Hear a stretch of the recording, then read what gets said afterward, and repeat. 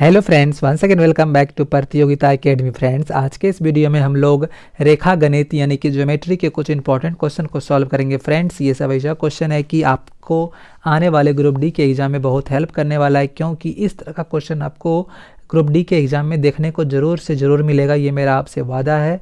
इसीलिए मैं आप लोगों से रिक्वेस्ट करूंगा कि आप इस वीडियो में ज़रा ध्यान से देखिएगा, क्योंकि ये सब सिलेक्टेड क्वेश्चन है। तो चलिए इसी के साथ हम लोग क्वेश्चन नंबर 1 की ओर बढ़ते हैं। हमारा क्वेश्चन नंबर 1 कहता है, एक वर्ग तथा समबाहु त्रिभुज की परिमापें समान है। एक वर्ग है और एक समबाहु त्रिभुज है जिसका परिमापें क्या है, बराबर है। ठीक है। एक वर्ग के विकर्ण की लंबाई कितना है, 12√2 सेंटीमीटर हो तो त्रिभुज का क्षेत्रफल क्या होगा। आपको त्रिभुज का क्षेत्रफल बताना है अगर वर्ग का विकर्ण दिया हुआ है।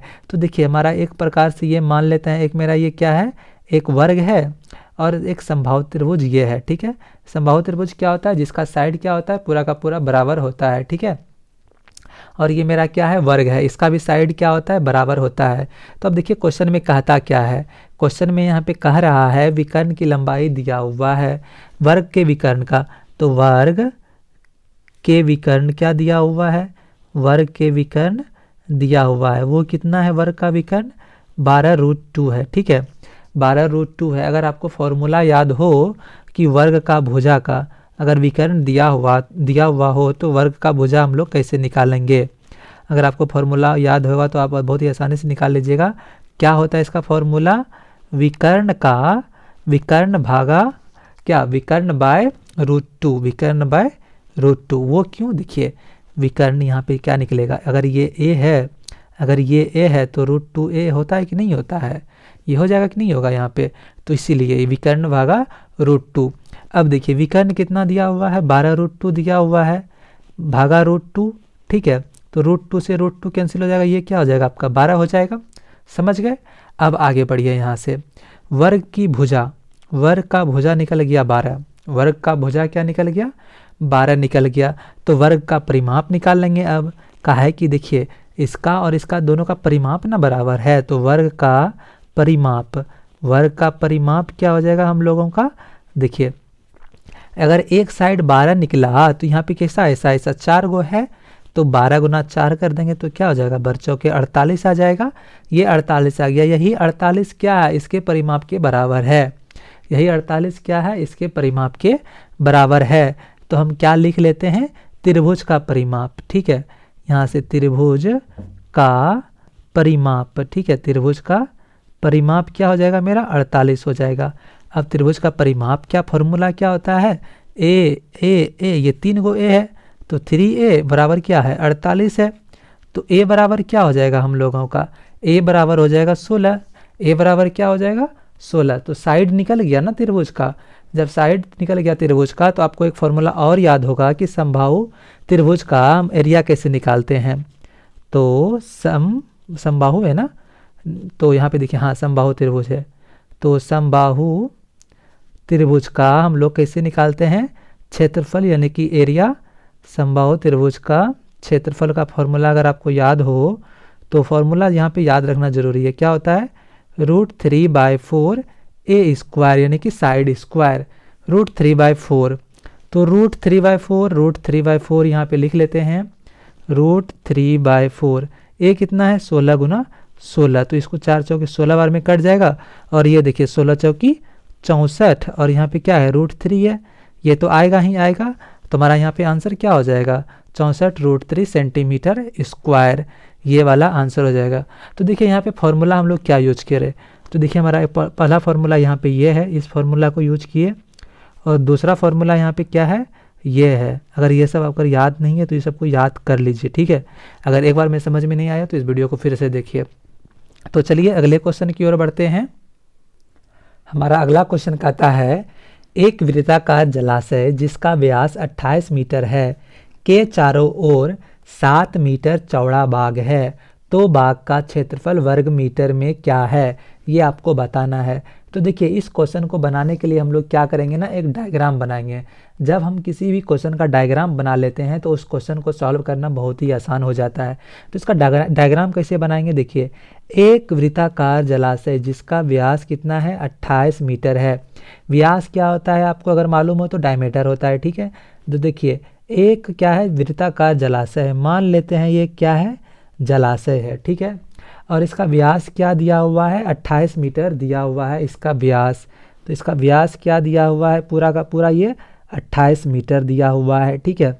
व्यास क्या दिया हुआ है 28 मीटर दिया हुआ है।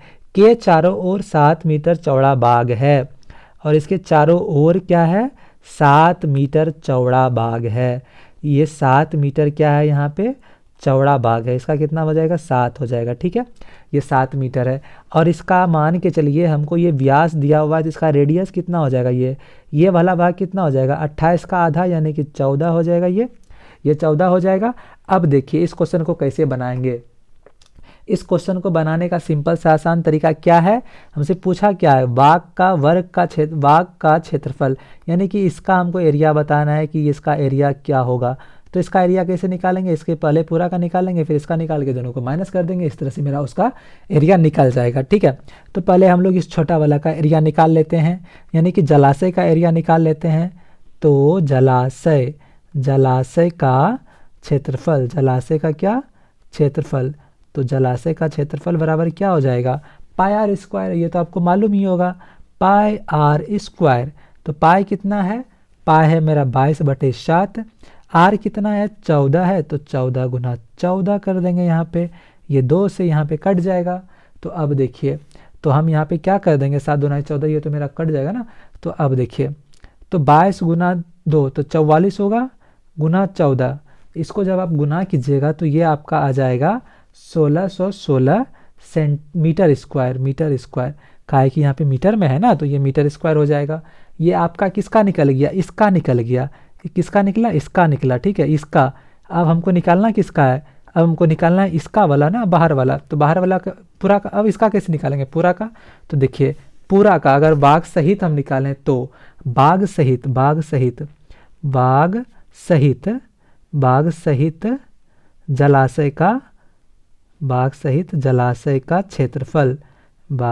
जलाशय का क्षेत्रफल, अगर इसको निकालें तो ये कैसे निकालेंगे, इसके लिए भी पाई आर स्क्वायर करेंगे। तो देखिए पाई कितना है 22/7, लेकिन इसका आर कितना हो जाएगा, ये मेरा पूरा का पूरा आर हो जाएगा ना, ये पूरा हो जाएगा। तो 14 + 7, तो 14 और +7 करेंगे तो कितना हो जाएगा 21 हो जाएगा। 21 गुना 21 यहाँ पे कर देंगे, ये कितना भाग में कट जाएगा 3 भाग में।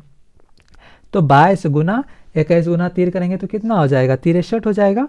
21 गुना 3 करेंगे तो कितना आएगा हो जाएगा, ये हो जाएगा आपका 63। इसको जब आप लोग गुना कीजिएगा तो ये आपका आएगा 1386 मीटर स्क्वायर, ठीक है। अब देखिए बाग सहित, यानी कि बाग सहित ये जो हमारा बाग है यहाँ पे इसका सहित कितना आया 1386, और जलाशय का सिर्फ इसका कितना है यहाँ पे है 1616, इसको क्या कर देंगे माइनस कर देंगे, तो हमारा ये वाला जो बचा वो निकल जाएगा।